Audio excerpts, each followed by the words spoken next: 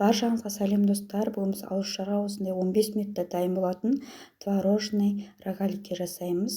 Дәмі деген өте керемет және жұмсақ болып шығады. Видеоны соңына дейін қарап кетіңіздер және менің парақшама лайк басып, тіркеліп, қоңыраушаны басып кетіңіздер.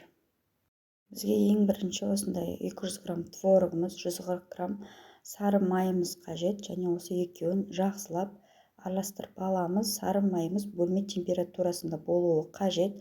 Одан кейін қантымызды қосып, тағы да жақсылап араластырамыз. Жақсылап араластырып болғаннан кейін електен өткізілген ұнымызды дайындап қоямыз. Және үстіне разрыхителімізді қосып, ұнымызды қосып, жақсылап қамыр илейміз. Яғни қамырды қамыр болғанша илеу қажет. Көп ұн қоспаңыздар, бөліп қосып тұрыңыздар. Осылай қамыр болған кезде ұнды қоспайсыздар. Мінекей біздікі дайын болды.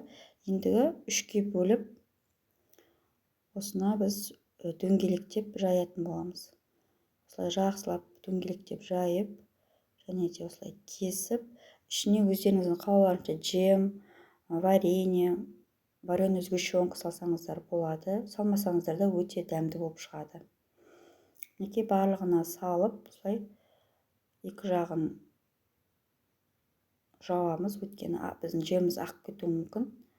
Дәл осылай барлығын жасап шығамыз. Мінекей біздікі дайын. Енді үстіне біз жұмыртқамызды жағып шығамыз. Жұмыртқамызды жағып шыққаннан кейін үстіне мен кішкене қант септім. Дәмді болу үшін, әдемі болу үшін сіздер мак сепсеңіздер де болады. Ендігі 180 градуста 15 минутқа духовкамызге пісіріп аламыз. Мінекей біздің рогаликіміз, творожный рогаликіміз дайын болды. Сіздерге видео ұнаса, лайк басып, комментарий жазып, тіркеліп кетіңіздер. Сіздермен болған Гүл Самал.